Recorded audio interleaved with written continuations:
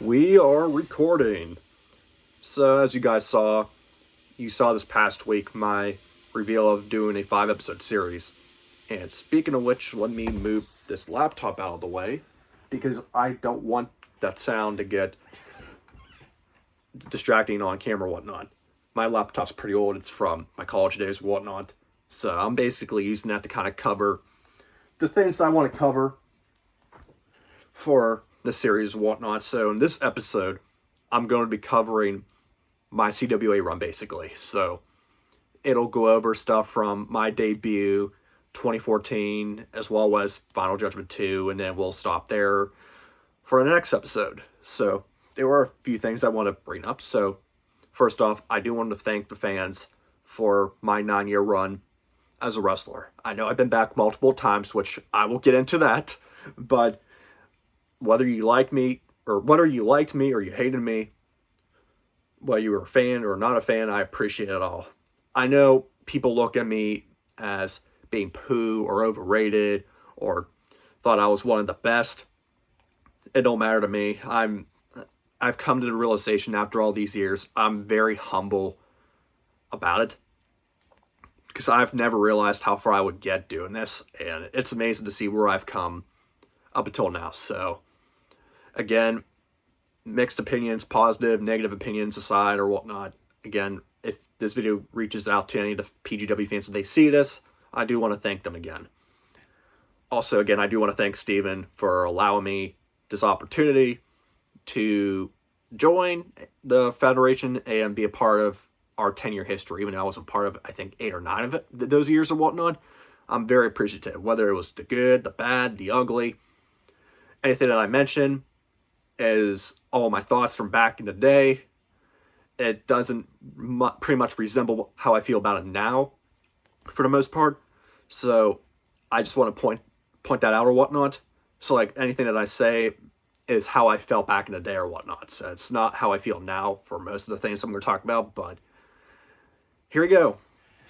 Hopefully I don't get shot on for doing this or get, buried for this. But that was what I was good at back in 2017. So with that out of the way, how did I get started? So back in sophomore year, Steven and I, because everybody knows Steven's my cousin, we would always talk about wrestling and all that stuff because we are third cousins. Because I'm related to his mom, and so that would make his mom my second cousin. And then his uncle, well, my uncle, who is his granddad, that's how I'm related to that side of the family. Which, that was fun. That buried alive match, that was his yard or whatnot. So, rest in peace to my Uncle Andy. So, anyways, German class. So, we were talking about wrestling and all this stuff, and this would have been around September when we had German class, and he talked to me about joining CWA. It wasn't CWA back in the day. We called it something else. I think it was like WWA or something like that. And initially, I turned down the offer because back then I was still a bit hesitant and shy around those people. And that's what I was very appreciative of CWA's because it kind of got me out of my shell a little bit. Yeah, I had my friends there, here and there or whatnot, but it's not like I hung out with a lot of people back in the day because I most certainly didn't. But over the years, I continued to evolve in all this kind of stuff. So this actually gave me an opportunity to actually be around more people and all that stuff because I was pretty much like a nobody or whatnot because I didn't really like talking to a lot of people. I was shy in school. I didn't even like the school I went to because, again, with all those kids, with the autism and all that stuff, it's very anxious.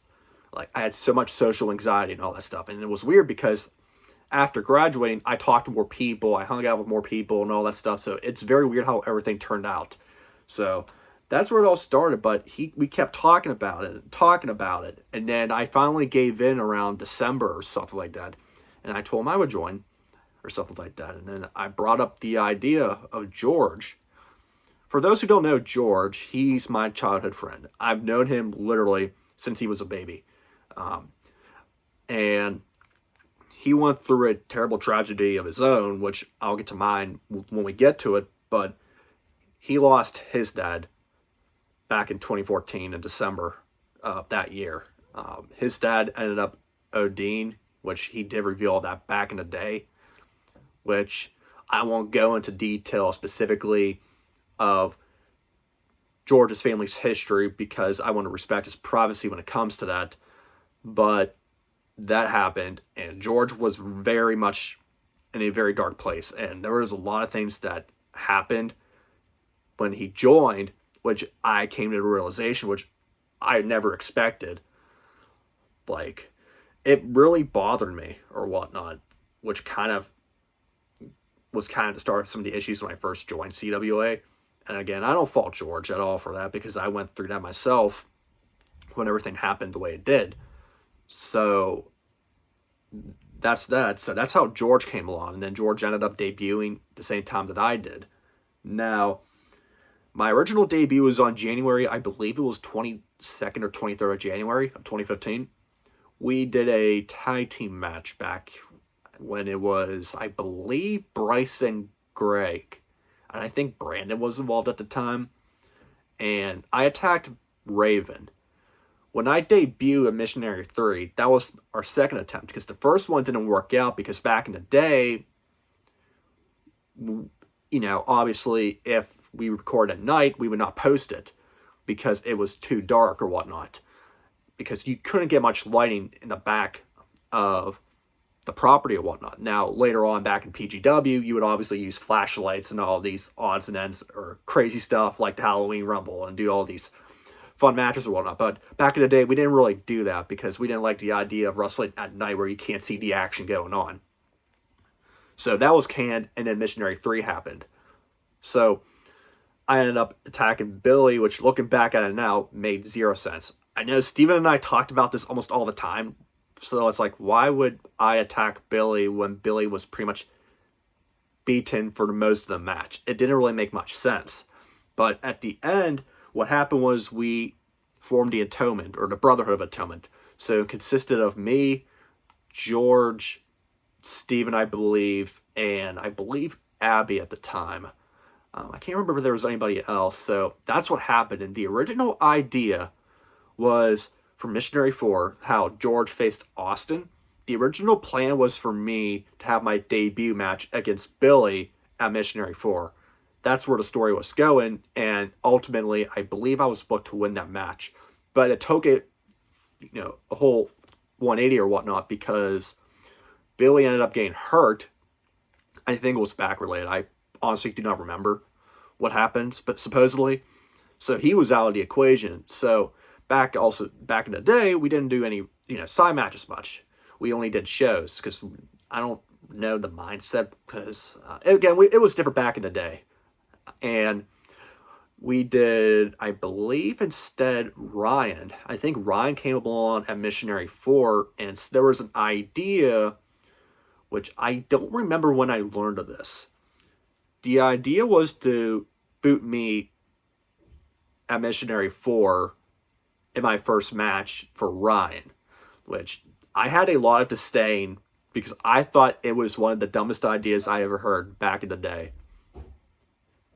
Because it's like, okay, I just debuted or whatnot. Why would we be putting me aside for Ryan? I absolutely despised it back in the day. Now, how do I feel about it now? Probably one of the best things to happen to my career because look where I turned out and look where Ryan turned out. But again, besides the point, it made me learn to earn it. Having to go through all the obstacles to learn that I belonged in the Proving Grounds or CWA back in the day. I had to claw and scratch my way to the top without having to, piggyback off a faction or whatnot. So I basically dropped to the bottom of the card or whatnot. And back then, we didn't know how I could wrestle. Because again, it's my first time being around a huge social environment. So I had a very hesitant issue of getting physical and, not touch people, but I was very uncomfortable with the entire thing, getting physical and doing all this sorts of moves and all that stuff. So Ryan was a perfect fit looking back as to replace me in the Atonement. Because again, it was something that I needed to leave and learn and kind of grow on my own, it gave me that wiggle room to kind of grow as a person in the ring. And honestly, it did good for Ryan, because Ryan had this real life attitude, which again, I will bring up how I feel about Ryan now, but like, Ryan and I were complete separate people. I was shy. Ryan was a guy that had a real life attitude. Like, he came off as a bully. And I'm not saying that he's a bully, because he most certainly isn't, but like, he had that tough guy persona that embodied what the Brotherhood of Atonement needed to be. Now, personally, Ryan and I are mixed when it comes to how we feel about our wrestling abilities and our characters. So, like, Ryan did not like me as Scorpion, but he liked me as a person. That's how I feel about Ryan. I did not like him as Phantom. I thought he was a complete asshole. I did not like Ryan as a wrestler because of the same feelings that he had towards me. But as a person, I can respect. It's just that him and I did not mesh together on screen or as wrestlers, because I think Ryan back then, and I still kind of feel this way today, I don't think Ryan wanted me to succeed. So there were times where, I couldn't get much offense. And again, some of it was my fault because I was a bit worried about getting physical, people like Ryan and such like that. But I don't think Ryan really wanted me to be a top guy.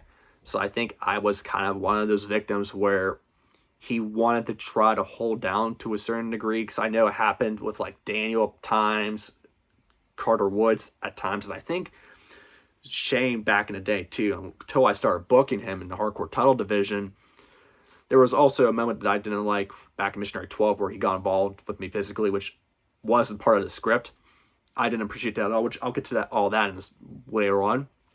But Ryan and I, we absolutely respect each other. It's just that when it came to wrestling, we just did not like each other. And that's fine, It's, competition and all that stuff. Ryan was trying to make himself as a star. I was trying to become a star.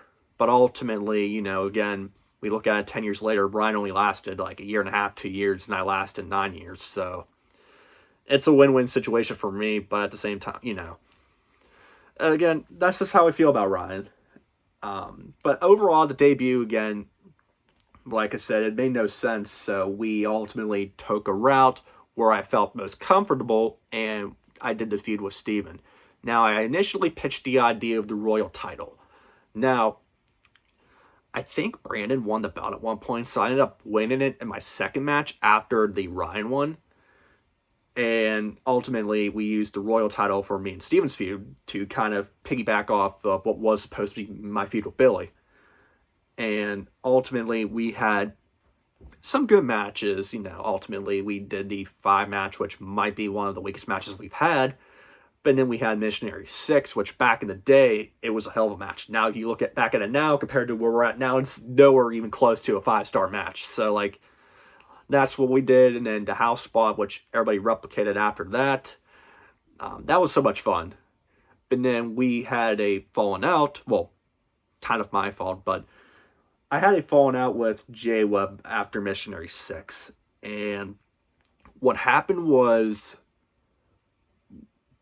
in my view now, I think J-Web wanted content creative control over everything that happened. And he kind of got in my head a little bit, because, I wasn't really good when it came to thinking back in the day. Tell me everything's Billy's fault. Everything is Billy's fault. Everything is Billy's fault. That's what he kept telling me or whatnot. And he kept the videos hostage, basically. And basically made me blame Billy for it, which I don't know why I fell for that. I was completely stupid back then. And I basically accused Billy, and it started this trend of my on and off relationship with Billy and all that stuff. And that happened, and then everything was figured out after like a day or so. Like, it was stupid teenager drama, as you could say. So that's what happened. And then initially we were going to make sure Jordan never came back, but we ended up bringing him back between 7 and 9. And then ultimately, Steven and I feud, and literally we do the match at 7 with Christian, Missionary 8, the Battle Royal. We did the Battle Royal thing, which I didn't last long in it. That honestly, it was disappointing looking back at it. Again, it was just a weird timing for me or whatnot. I wasn't that great or whatnot. And then we ended up giving me the world title in Missionary 9, which I was very happy to do. But it feels like, looking back at it, it felt forced because I didn't deserve it. I wasn't ready for that spot. But back then, I'm like, oh yeah, I'm ready. I'm ready to win this. So I win it, but unfortunately, it turned out to be one of the worst matches of my career.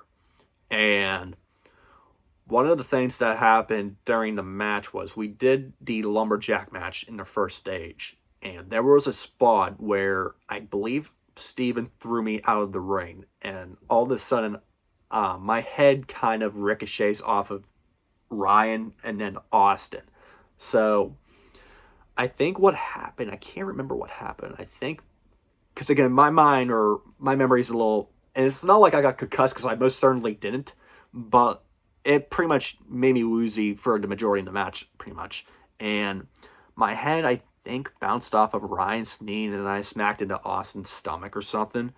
And it briefly kind of not like knocked me out, but I was pretty much out or whatnot for a good while after that. I just kind of got hit in the middle of a misfire or whatnot. So that happened and it took a toll or whatnot. At the same time, I wasn't happy back in the day about getting cashed in on, but it was necessary.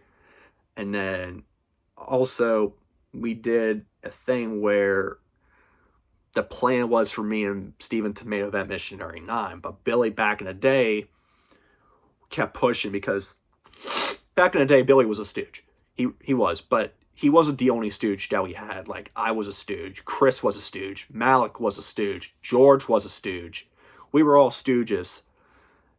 And we were like the right-hand man of Steven during different, time periods and whatnot. And Billy was like the originator of that. So he pushed the idea of making him or stuff like that as the main event. So the tag team match ultimately main evented, which made me mad back in the day, which was kind of the start of my frustrations going into the summer. And what happened was the tag match main evented, and I get cashed in on by Raven, lose the world title there. Then I get squashed by Kumu in a tag match, which honestly was probably a good idea considering of what happened in the previous match, where just the match did not deliver just because of, what happened with all that. We weren't. And I'm not blaming it based off of that. It's just that I just wasn't ready for that spot. And that happened, so I was taken out of the match early. And then ultimately, one of the biggest things I want to bring up was Billy a snake? And so I can't necessarily blame Billy for being a snake because we all were back in the day. The way I look at it is when it comes to our 10-year history, it's essentially a story of growing up. Like, we were all like toddlers and children when we first started, basically. And then as we progressed 10 years later, we were older, we were wiser, we were more mature. So, like, I can't blame Billy for being a snake because we were all snakes back in the day with the drama and everything like that. But that's one of the questions that's brought up is that. But no, I don't think Billy really was a snake because we were all in the same boat when it came to our personalities back in the day. So I ended up losing the world title to Billy and not Austin. So I won the world title back in the Holds Bar too. And I knew that I was going to end up dropping it again in Missionary 10. And the plan was for me to wrestle Austin for it and lose it to him. But I don't know if Billy had creative control again and made himself win the match. I have no idea. Or Steven just had a better idea just throwing Billy into the match. But it actually was a good idea that it happened because that honestly might have been my first great match. Now, aside from the point where I fell and hit the camera and Steven yelled motherfucker, aside from that, it was a good match for what it was back in the day. That was probably my first great match. And ultimately, I ended up losing to Billy in a very good triple threat for what it was back in the day. And the injury happened. So I ended up wrestling George. And there was a spot in the match, which I was fine I was fine after the match or whatnot, but there was a spot in the match where I trusted George my entire life. Like, this is so weird. Like, out of everybody back in the day on the roster, the person that I trusted most ends up hurting me, and that was George. So he picks me up in like a spine buster position or whatnot, and rams me full force into the bar of the trampoline. And mind you, that's full on steel. And that's where my back hits directly into that. So I was in so much pain. Like, I was literally crying and then they stopped the match. Like, George, I don't know what he did, but like, he threw me with not like so much force, but enough where my back made complete contact with the trampoline bar or whatnot. And it was absolutely painful, which actually resulted in me not wrestling the following event, which was Extreme Execution. I just ended up doing a brief assault on George. That was about it. But that happened. Some effects happened a few days after the show or whatnot, but I ended up losing the Royal title to, I believe, Ryan, which I wasn't happy about because, again, I did not like Ryan as a wrestler. And especially with the squash match, that pissed me the fuck off back in the day. But that happened, so I did not wrestle that. And then I had an interesting feud with Bailey. So this is a long-lost feud that I had with Bailey. It was a match at Missionary 11 when he was Al Sahim. And we were going to incorporate some members of his family, so like Bryce and Greg, but ultimately they never ended up wrestling past Missionary 10. And it just didn't go nowhere. And ultimately, I lost by a roll-up in like 4 minutes or something like that. And ultimately, one of the funniest things about that match was he hits me with a German and his mask flies off. And that was not intentional. It was a botch on his end. His mask came off. That was not the plan. He was going to wrestle fully in a mask. And because the mask fell off, that whole thing of him wearing a mask was done for. So Bailey's face was finally revealed. And I ultimately won the Memorial Gauntlet Battle Royal, won the Hardcore title, and then the match with Jackson Brooks. So I was excited to wrestle, Z or whatnot. And again, this was probably my second best match back, or my second best match since Missionary 10's Triple Threat. And again, it's trash now looking back at it because it's one of the only matches of mine that exist from the video deletions, which we'll get into in the next episode. But he basically, we tore the house down back in the day because back then we only wrestled on a trampoline. We're doing some weird stuff. Like, we're wrestling around the house. We're wrestling inside the house. We're getting into the playhouse and wrestling up there. Like, we were doing some weird things. He also kneed me in the spine too, but like how I got hurt with George, but I was able to recover from that one because he literally kneed me right on the spine there. That was painful, but ultimately, it was the first step in the right direction for the hardcore title division. And then after the match, obviously, that's where the Akuma return happens or whatnot. So that was the best thing going for me. And then that's when August hit. And I was pretty much done wrestling come August. Because again, I originally was going to leave after Missionary 9, but I'm like, I'm going to stick around. I'm enjoying doing this to someone, even though I'm pretty pissed off. I'm going to continue doing this. So August hits, and I was not happy about it. So back in like July and August, and this happened a lot during CWA. I'm not accusing anything towards Steven or anything like that, but back in the day, Steven and everybody else had this mentality that titles had to change constantly. That was something that I did not like back in CWA, where a title could change hands literally either every 2 or 3 days if you're down, or if you're just there in general, like, oh, we want a title change. That made no sense. So Steven and I were feuding still going into the summer, and anytime I came down to the house, I literally dropped the belt to either Steven or something else for reasons unknown, just to kind of hot potato the belt, which I did not like that at all. There was a match that Steven and I had, I think it was that same show that I did the match with Z, and he power bombs me onto the washer lid. And out of nowhere, he did that supposedly because sometimes wrestlers make running sounds when they do punches and all that stuff, and I guess he didn't like that, so he kind of wanted to teach me a lesson and just powerbomb me.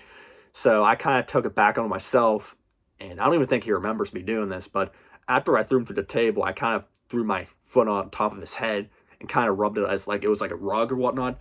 I don't even know if he remembers that, but like I was irate. So that's the first thing that happened. Then sometime before Missionary 10, we did a match. I think it was me and Austin. And it was like the only time, believe it or not, that Austin actually beat me in a match. And it was by disqualification, technically. So Steven's like, yeah, you're dropping the Royal title again. I'm like, you're joking with me, aren't you? He's like, no, you're going to drop the title with no reasoning. And it was just, it made no sense because Austin again dropped the belt again 2 days later. So like, I was mad about that. But what made me even more pissed off was there were some offensive moves that I hit, even though it didn't look like I hit like harder, made it look real or whatnot.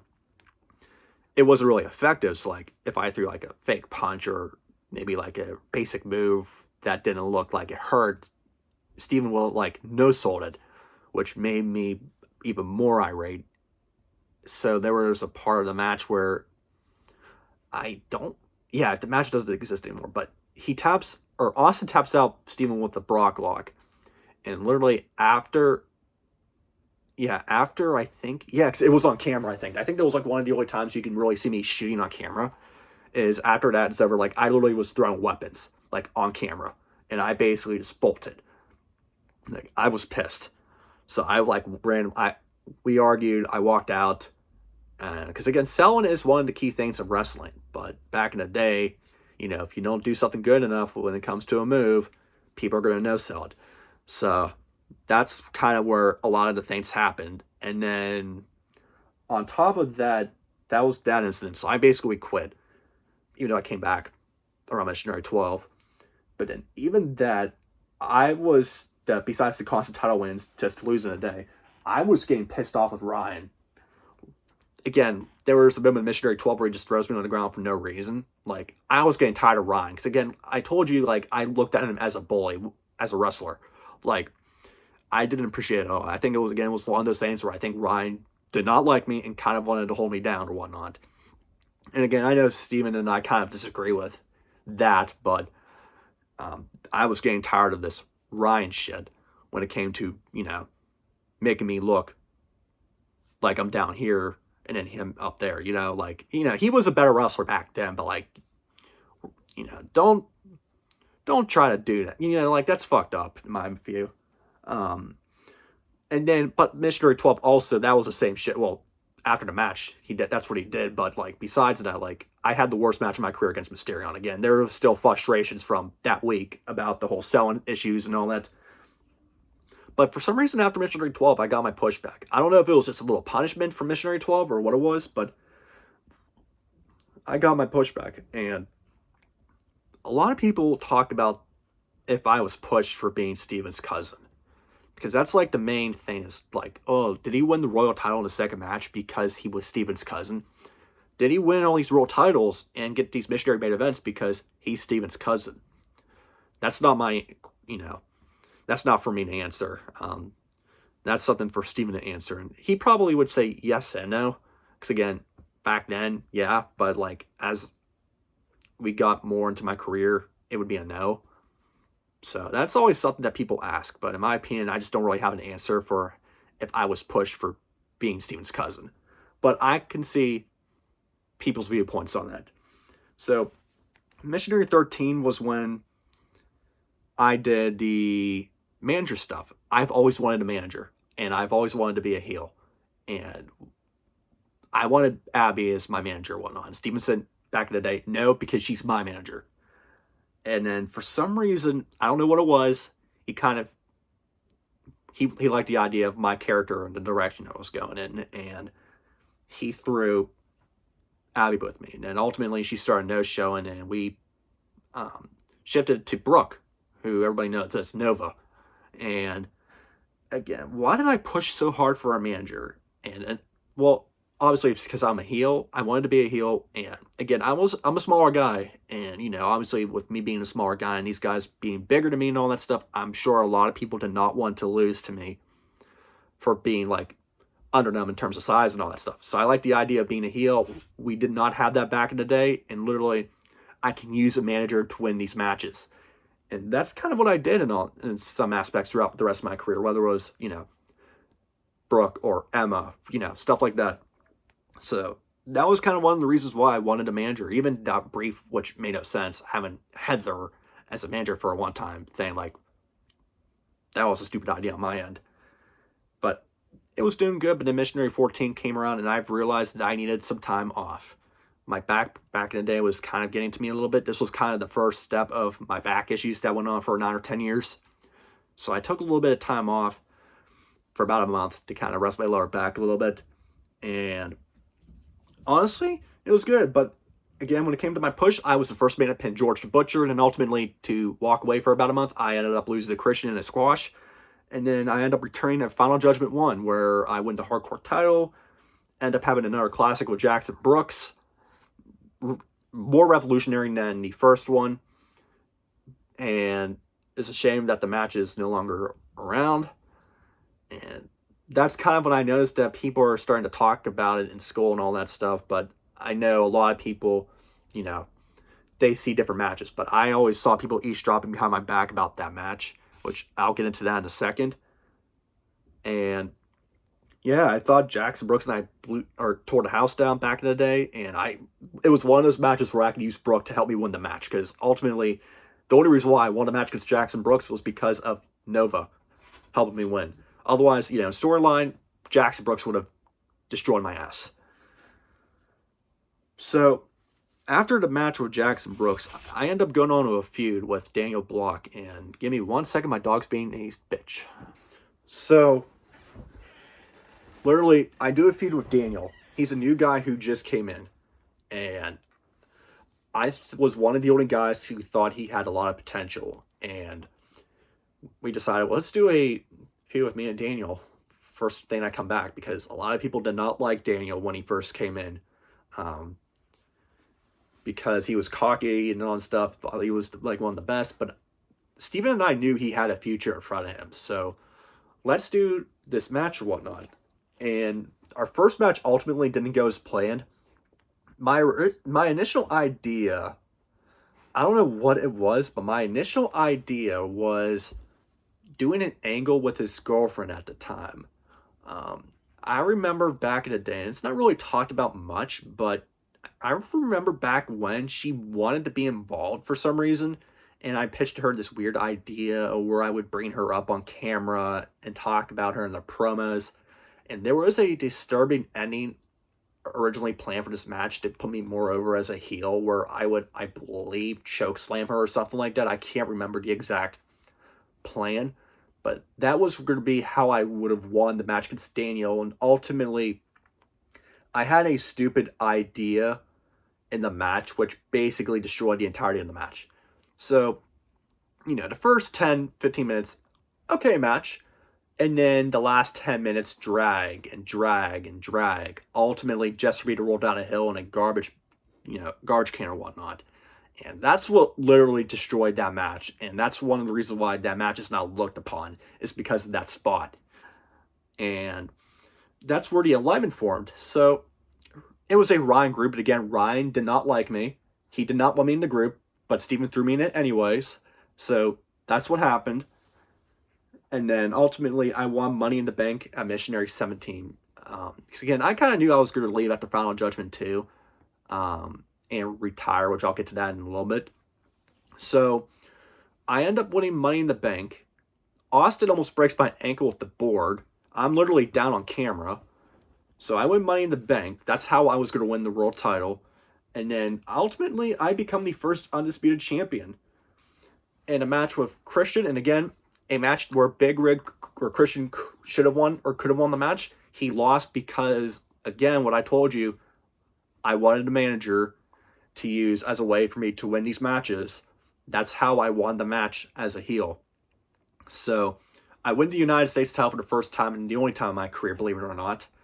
And then Billy ends up joining the alignment, which I remember back then, Ed and I were pissed about it because we did not like Billy at the time. So he ends up joining, and then Missionary 19, or actually no, let's not forget about Missionary 19. Let's go back to 18. So Daniel and I have our second match, and there was a scary spot in the match where literally we are on top of the playhouse, and all of a sudden Daniel tells me to push him. So I don't know what happened. I don't know if I put too much force onto it or whatnot, but as soon as I do that, I don't know if Daniel missed a step or if I pushed too hard. But Daniel over rotates. I don't know what Daniel was trying to do, and he falls through a piece of wood that was on the AC unit, and I didn't realize he got himself hurt, so I just kept doing the match. But that was like one of the most scariest spots that I've ever done in my career. Might have been the most scariest because Daniel could have easily gone hurt from that. So that happened, and then we had the match where I won the World Championship in No Holds Barred, where I cashed in on George, which I was happy. I knew I was ready. I was the top guy going at the time. That was a very dark period back in the winter. I was very honored. I was so happy. Everybody thought I deserved it.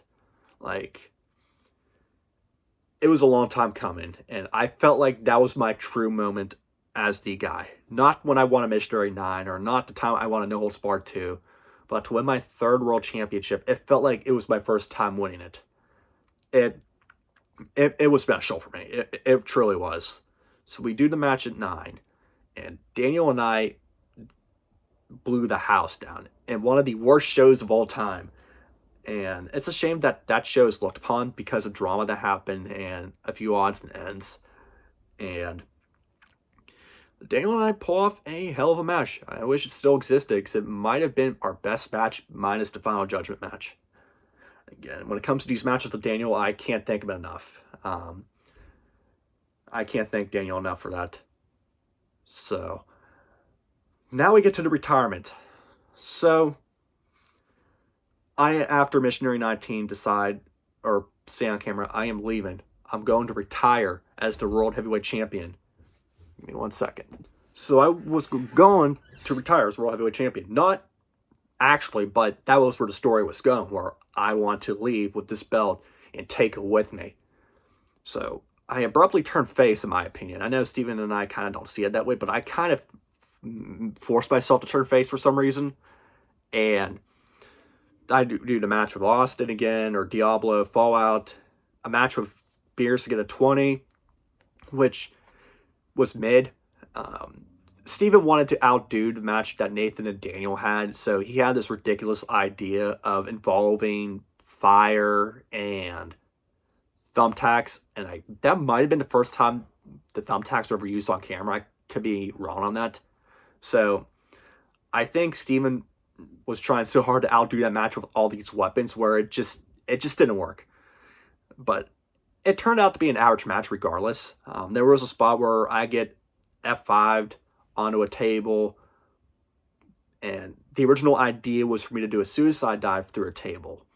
But Chris back in the day as Apollo, I don't know what Chris was thinking, but he randomly decides to grab lighter fluid and just start spraying the piece of plywood. And I knew if I landed into that while it was still wet or whatnot, that my family would have noticed and they would have been upset with me about that. So the way I took the suicide dive was I just basically face planted and smacked my face off it to let the lighter fluid dry off first, and then ultimately get F5'd onto it. So that's where that happened. And now we get to the factors that led to my retirement, so my first one or whatnot. So here's how I view all this stuff, looking back.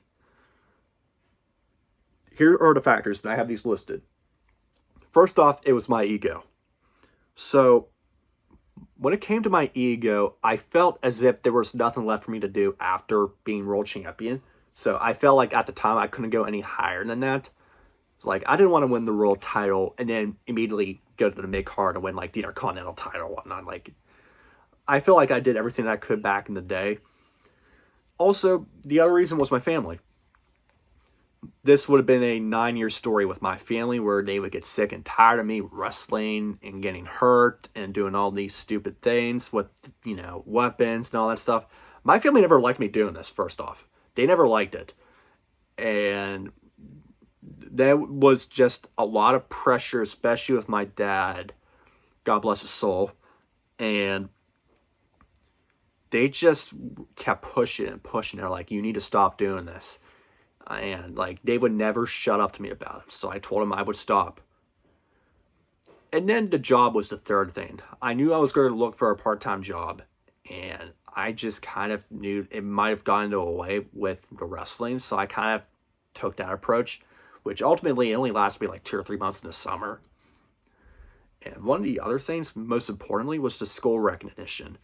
It was never talked about on camera, but we used to get a lot of recognition in high school or whatnot. And it felt cool at first, but it really bothered the shit out of me. There was a time back in gym class, I don't know if I ever told these stories to Steven before, but there were times, like if we were playing dodgeball and the gym and all that stuff, there would be times where they would be like, Scorpion, Scorpion, all this stuff to kind of, I don't know, like to mock and kind of, mess around with me and all this stuff. And it kind of got into my head a little bit. It did work a little bit where I did hit a few people ultimately in dodgeball, but not many. Like, they were kind of getting into my head when it came to that. And there were times where, when I did wood shop, for example, my junior year, they would talk to me about the wrestling, but I could hear them eavesdropping and talking about me and all the wrestling in the background, which that also bothered me. And it's ironic because as soon as I stopped wrestling and did the retirement, it's like they literally stopped talking about me wrestling and all this kind of stuff. And ultimately, there was a story, I don't even know if Steven remembers this, there was a time, and I don't remember who it was. I knew it was someone in our grade. They asked, and this really made me uncomfortable. There was a time where we were about to get on the bus, and as I left my environmental science course or whatnot for the bus, there was someone in our grade, I don't remember who it was. He pulled his shirt up and literally asked me or told me to autograph his chest or whatnot.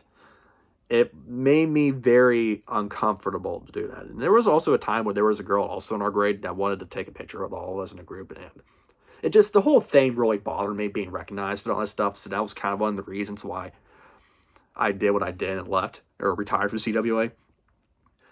But ultimately, out of all those 4, it was my ego, because I just felt like there was nothing really else for me to do besides being the top guy. Like, shame on me for thinking that, because look of how I evolved within the 10 years from the ups and downs. And so those were some of the things that happened. And boy, oh boy, was I out of order with all this shit. Now, do I regret doing this? It's the big question. I'll get to that in a second.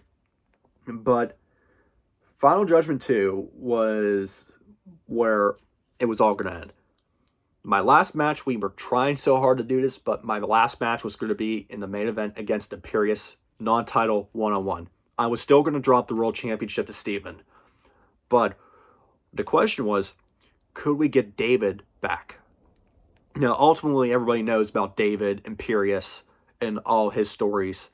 And he left at 13, and he was basically banned from the CWA into Proving Grounds forever. Believe it or not, that was the last time he was ever on that property. But there was a push to get him back. And there was a video where he took a shot at me, Imperius, as like a call-out, saying that he was coming for me in the World Championship. The plan, that was actually the plan. We were going to do me and Imperius at Final Judgment 2 for the not World Championship, and a non-title match where Imperius would have won. And Steven ultimately would beat me in the semi-main event. So that was nowhere close to happening. I don't know what happened with that. And then, how was I going to drop the Royal title? I won it back at 20, I think, for like a record 8th time or something like that. And I had to drop the Royal title to someone new. And I pitched a few wrestlers. I didn't want to drop it to a main event guy. So there were 3 names that I pitched. I pitched Nathan, Carter Woods, and Apollo. And originally, I think I wanted Carter Woods to be me, if I'm not mistaken. But then he left because his parents back then didn't like him wrestling.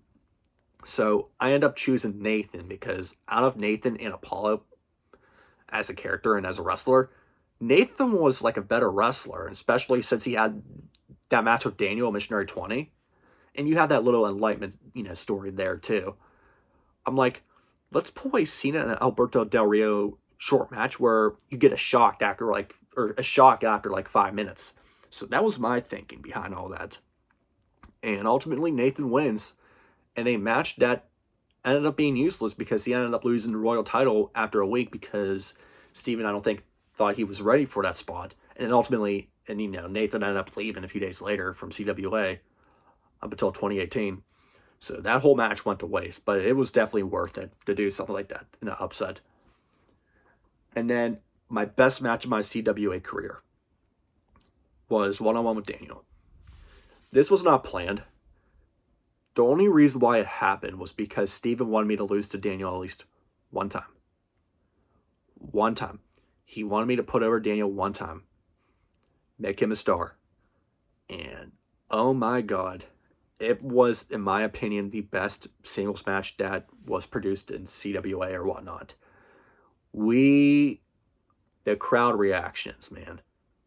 The crowd reactions. I'm so happy that the highlights still exist from that match because I am so proud of that. Daniel's proud of it. I was proud of it. Everybody was proud of it. It was the best match of my CWA career. And I have nobody to thank but Daniel. Daniel was a hell of a wrestler. Now, everybody knows how I feel about Daniel now, but Daniel, I will always admire for this match because I think it made me realize that I could still go and do this shit. Even if the singles match only lasted like 10 or 15 minutes, but it was so good where everybody just loved it. The pedigree, he almost spiked. Literally me kicking out randomly at 1 off of Sister Abigail, I believe. Like, there was a lot that went on with that match that was really good. So, that was awesome. I can't thank Daniel enough for that. And that made me realize even more that Daniel was the guy moving forward. Again, it's a shame of how everything happened again a week later with Daniel. Because, again, how I viewed it back in the day is I always believed that Daniel blew it, even though it wasn't really his choice, how everything ended. Because we were making him or pushing him to be the guy, and it just after he won the world title, it just fell apart. So it's very unfortunate that it all happened. But Daniel earned that win. He earned his spot as the main event guy to win the world championship at Missionary 21. I even offered to lose the world title to Daniel at Missionary 21, but Steven wanted to do the honors, and I was completely okay with it. And I fucking love it. I can't express myself enough as to how much I love this match. So Daniel, if you're watching this, thank you. And then ultimately, I have the match with Steven. It was emotional because I, at the time, thought this was it. And it was still a good match. It's just we had way too many finisher kickouts in the match. Same with the Missionary 30s match, which I'll get into that once in the next episode. But it was a good match. We just had way too many false finishes. And it was all in the middle of the ring. Because I didn't want to get muddy during the show or whatnot. So that's why everything that happened was inside the ring for all my matches. So, but overall, it was still a good match. It's one of my best matches with Steven. And it was very emotional. There was a few people that cried. Like Chris, Skylar, like everybody was upset and sad to see me go. But at the time, again, my ego got the best of me, and I thought it was all I had left. Meanwhile, it's like me being Barry Sanders. I was in my prime, so why would I leave? Which makes me question, do I regret it? I've always said yes. In past, videos, in my Journeys videos, if I believe correctly, I've always said that I've always regretted it because there was so much more to do it, and it was just very selfish of me. But looking back, I don't know. I don't regret it at all. Even though I hated the idea of, oh, I'm retired, let's come back multiple times. I always shed on Billy for that back in the day. But look what happened 10 years later. We all did it. We all did it multiple times. It's just backyard wrestling. We're not professional wrestlers. So who cares if we're retiring and coming back constantly? Like, it's not serious. We all just love wrestling, and that's one of the reasons why I came back on multiple occasions, is because I love professional wrestling, and I miss doing this. So, no, I don't regret it, and it's one of the best things to happen to my career, and here's why. You look at many wrestlers like Chris and Diablo and Beerus and Akumu. They went nonstop for 10 plus years, and literally, they kept doing these matches and extreme matches where literally they're feeling it 10 years later. Meanwhile, I basically convert to part-time, and it honestly helped me get through the 10 years because I'm feeling fine, and, I'm feeling mostly 100%. Like, it gave me the time to, recover and some new stories to come up without being old. It helped my body long term. And I think it saved me for some good matches. It saved me from hurting myself even more. It benefited me, from keeping myself together. Because a lot of people like Chris, he put his body through hell. Excuse me. He put his body through hell. And he's still feeling it to this day. My back, it's still, I'm still not 100%. I've had these issues for a long time now, even before the wrestling. But, like, having those breaks in between helped me. So, but ultimately, I ended up being involved with script, and everybody eventually, again, people want me back on the roster. So that's what happened, starting with Missionary 28, which leads us to the end of this episode. So that's some of my story and my thoughts on some of the things that happened within my CWA run. Now, episode 2, again, I don't know when these are ever going to come out in the future, but part 2 will cover, if it ends up coming out, excuse me, part 2 will discuss Missionary 28 through Missionary 40. So, again, this was almost an hour long, so hopefully, again, these are going to be long episodes or short episodes, but that's the end of the first episode, and I hope you guys enjoyed my perspective on a few things that happened throughout my run. And again, none of this happens without the wrestlers, and again, I'm not dogging, again, if it came off as a shoot for some of these wrestlers, again, like with Ryan, for example. I love Ryan. I like Ryan. Do I like him as a wrestler? No, I don't. But, him and I get along. We're friends and all that stuff. I do have some hard feelings for all that stuff, but, like, we were kids. So, like, I can't shit on that. Like, I can't shit on Billy, for back in the day now. Like, that's all childish stuff. Like, J-Web, give me a break with that. But, like, otherwise, like, there's no need, because we were all kids, like I said, growing up in the backyard. That's how it works. It was a story of growth. And that's how the 10 years, happens. So, like, we grow up, we mature, we admire each other. And the most important thing, we're family. And that's what PGW and CWA was. We loved each other. We were a big, sometimes dysfunctional, but we were one happy family. And that's what's most important. Whether it's the good, the bad, or if we hated each other. Because a lot of us weren't friends on camera, but, like, we all came together because of professional wrestling, despite our differences of opinion in terms of our wrestling personas and so on. So again, I loved everybody on the roster except the one person, which we'll get into later on in the series if this keeps going. So thank you guys for watching. Hopefully part 2 is soon. And see you guys hopefully in the next video.